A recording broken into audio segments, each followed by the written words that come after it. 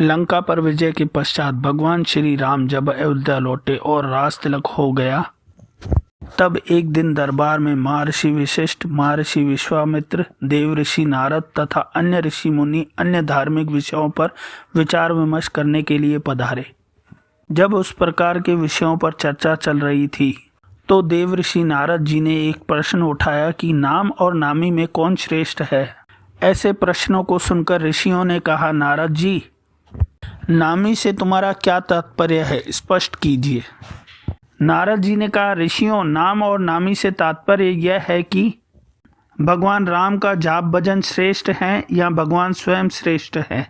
नारद जी की बात सुनकर ऋषियों ने हंसकर कहा, अरे नारद जी, तुमने ये कैसे बच्चों जैसा सवाल किया है। निश्चय ही भगवान श्रेष्ठ हैं, क्योंकि उन्हीं के ही नाम का जाप किया जाता है। नारद जी ने कहा, आपकी यही धारणा ठीक नहीं है। मेरे विचार से भगवान से बढ़कर भगवान का नाम श्रेष्ठ है। भक्त को भगवान के नाम के जाप से ही शक्ति मिलती है, क्योंकि नाम के भजन के बिना भगवान कहाँ कृपा करते हैं। पर यह बात को सबने आसानी से स्वीकार नहीं किया। तो नारद जी ने कहा, अपने मत की प्रतिष्ठा के लिए मैं इसे उचित समय पर प्रमाणित करूंगा। उसके कुछ देर बाद राज्यसभा स्थगित हो गई। हनुमान जी उस समय सभा में उपस्थित नहीं थे, इसलिए हनुमान जी को यह विवाद के बारे में कुछ पता नहीं था। दूसरे दिन राज दरबार लगने से पहले नारद जी ने हनुमान जी को बुलाया और कहा, हनुमान जी, दरबार जाने पर तुम भगवान राम और उपस्थित ऋषि मुनियों को सविनय प्रणाम करना, परंतु महर्षि विश्वामित्र को प्रणाम मत करना। वह भले ही ऋषियों का चोला धारण किए हैं, पर वे ब्राह्मण नहीं हैं। क्षत्रियों की पूजा ब्राह्मणों जैसी नहीं होती। हनुमान जी ने सोचा, नारद जी देवताओं के ऋषि हैं, ठीक ही कह रहे होंगे, उनकी बात अवश्य माननी चाहिए। उन्होंने कहा, ठीक है देवर्षि, मैं ऐसा ही करूँगा। दरबार में भगवान श्री राम सिंहासन पर बैठे थे। मंत्री तथा ऋषि आदि भी अपने अपने आसन पर विराजमान थे। थोड़ी देर में हनुमान जी भी आए। भगवान श्री राम के चरणों में प्रणाम किया, फिर ऋषियों को चरण स्पर्श किया, फिर उन्हीं के बीच में बैठे ऋषि विश्वामित्र को न तो प्रणाम किया और न ही किसी प्रकार का आदर भाव दिखाया। हनुमान जी के इस व्यवहार से ऋषि विश्वामित्र ने अपने आप को बड़ा अपमानित समझा। वे राजा तथा ऋषियों के बीच इस प्रकार अपने अपमान को सहन न कर सके। तत्काल ही क्रोध में उठ खड़े हुए और श्री राम जी से बोले, श्री राम, आपने अपने इस मुंह लगे सेवक की दुष्टता देखी। बड़े दरबार में इसने किस प्रकार मेरी उपेक्षा की तथा उद्धत भाव से मेरा अपमान किया। श्री राम जी ने कहा, गुरुदेव शांत हो जाइए, मैं हनुमान जी से इस दुष्टता का कारण पूछूंगा। ऋषि विश्वामित्र का क्रोध शांत हुआ। उन्होंने कहा, यह तो आपने प्रत्यक्ष देखा, पूछने की क्या आवश्यकता है। अस्त्र शस्त्र के क्षेत्र में मैं तुम्हारा गुरु हूँ। यह गुरु आज्ञा है, इसे दंड दीजिए। नारद जी ने भी ऋषि विश्वामित्र जी की हाँ में हाँ मिलाई और कहा, भगवान, ऋषि विश्वामित्र ठीक कहते हैं। हनुमान जी ने इनका प्रत्यक्ष अपमान किया है। आपके उद्दंड सेवक को दंड मिलना ही चाहिए। नारद जी की बात सुनकर हनुमान जी असमंजस में पड़ गए। बड़े दरबार में अपनी स्थिति देखकर बोल तो ना सके, पर सोचने लगे कि जिस नारद जी के कहने पर मैंने ये सब किया है, वही नारद जी अब मेरा बचाव न करके मुझे दंड देने की बात पर सहमति जता रहे हैं। नारद जी का यह चरित्र समझ में नहीं आता। इधर की बात उधर लगाना और दो लोगों के बीच भ्रम पैदा करके उन्हें लड़ाने में उन्हें कौन सा आनंद आता है।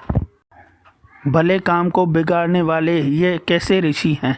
भगवान श्री राम किसी प्रकार के दंड की घोषणा करते इससे पहले नारद जी ने कहा, भगवान, इस संबंध में आप शांत भाव से विचार कर कल दंड दीजिएगा। उत्तेजित अवस्था में अभी इस समय हनुमान जी को दंड देना उचित नहीं है। सबने इस सुझाव को स्वीकार किया और सभा स्थगित हो गई।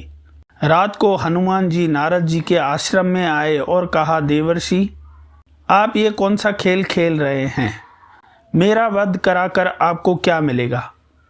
मैंने तो जो कुछ अभिनय किया सब आपकी आज्ञा से ही किया।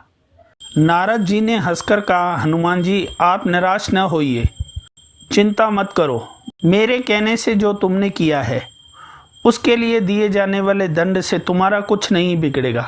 तुम्हें दंड मिलेगा पर तुम्हारा बाल भी बांका नहीं होगा। मैं जैसा कहता हूँ वैसे ही करना। कल प्रातःकाल सरयू तट पर ओम रामाय नमः इस मंत्र का जाप करते रहना। कोई कुछ कहे तुम कुछ मत सुनना, बस यह मंत्र प्रेम भाव से जपते रहना। प्रातः हुई हनुमान जी स्नान करके सरयू तट पर खड़े होकर मंत्र जाप करने लगे। दरबार लग जाने पर जब हनुमान जी दरबार में उपस्थित नहीं हुए तो श्री राम जी ने पूछा, हनुमान जी कहाँ हैं? अभी तक नहीं आए। ऋषि विश्वामित्र जी ने कहा, आज आप दंड देने वाले थे इसलिए डर कर नहीं आया। नारद जी ने कहा, मैंने अभी थोड़ी देर पहले सरयू तट पर उन्हें स्नान ध्यान करते हुए देखा है। भगवान श्री राम जी ने कहा, क्या हनुमान जी की एक और उद्दंडता है? हम स्वयं तट पर जाकर हनुमान जी को दंडित करेंगे। भगवान श्री राम जी ऋषि विश्वामित्र तथा अन्य ऋषियों और मंत्रियों के साथ सरयू तट पर हनुमान जी को दंड देने के लिए पधारे। श्री राम जी अपने सेवक को बार बार करुणा भरी दृष्टि से देखते और सोचते, अपने दुर्दनी के साथी ऐसे परम भक्त पर बाण कैसे चलाएं। उधर गुरु विश्वामित्र जी के क्रोध का डर भी सता रहा था। गुरु की मर्यादा की रक्षा के लिए उन्होंने हनुमान जी को दंड देने का निश्चय किया। श्री राम जी ने धनुष पर बाण चढ़ाया और हनुमान जी को लक्ष्य साध कर बाण छोड़ दिया। अरे ये क्या, हनुमान जी के शरीर से कुछ दूर पहले ही रुक गया। श्री राम जी बाण पर बाण मारते रहे पर एक भी बाण हनुमान जी के शरीर को नहीं छुआ। उधर हनुमान जी श्री राम जी के बाणों के प्रहार से निश्चित नारद जी के बताए मंत्र का जाप करते रहे। वह मंत्र जैसे हनुमान जी का कवच बन गया। यह देखकर भगवान श्री राम जी को बड़ा आश्चर्य हुआ। हनुमान जी में यह कैसी शक्ति आ गई। उनके दंड का प्रयास व्यर्थ हो रहा था। ऋषि विश्वामित्र जी को लग रहा था भगवान श्री राम जी अपने भक्त को बचाने के लिए जानबूझकर इस तरह के बाण चला रहे हैं कि उनको चोट ना पहुंचे। अपनी इस असफलता से विचलित होकर भगवान श्री राम जी ने ब्रह्मास्त्र उठा लिया। श्री राम जी ने ब्रह्मास्त्र उठाया तो हाहाकार मच गई। तभी नारद जी ने कहा, ऋषिवर हनुमान जी के अपराध को क्षमा करें। अगर श्री राम जी का ब्रह्मास्त्र छूट गया तो सिर्फ हनुमान जी ही नहीं मरेंगे बल्कि सारे लोक में प्रलय मच जाएगा। ब्रह्मास्त्र से निकली ज्वाला देखकर ऋषि विश्वामित्र जी डर गए। उन्होंने श्री राम जी को रोकते हुए कहा, श्री राम ब्रह्मास्त्र को वापस तुणीर में रखिए। हनुमान जी के अवनय को मैंने क्षमा किया। इतना सुनते ही हनुमान जी को जैसे जीवन दान मिला। श्री राम जी को धर्म संकट से मुक्ति मिली। सब लोग प्रसन्न हुए। हनुमान जी ने आकर ऋषि विश्वामित्र जी से क्षमा मांगी और नारद जी की तरफ देखा। नारद जी ने हंसकर कहा, प्रभु उसका कारण मैं हूँ। मैंने कहा था ना, भगवान से बढ़कर भगवान का नाम जपना श्रेष्ठ है। उसे प्रत्यक्ष सिद्ध कर दिया। हनुमान जी ने इष्ट देव भगवान श्री राम जी के नाम के बीज मंत्र से भगवान की शक्ति क्षीण कर दी। जिस प्रभु के नाम का जाप होता है वह प्रभु अपने नाम जाप शक्ति के आगे शक्तिहीन हो जाते हैं। इसलिए कहता हूँ, श्री राम से श्रेष्ठ श्री राम जी का नाम जाप है। यह कहकर नारद जी देवलोक चले गए। दोस्तों, यह कहानी कैसी लगी मुझे कमेंट करें। वीडियो को लाइक और चैनल को सब्सक्राइब करें। जय जय श्री हरि।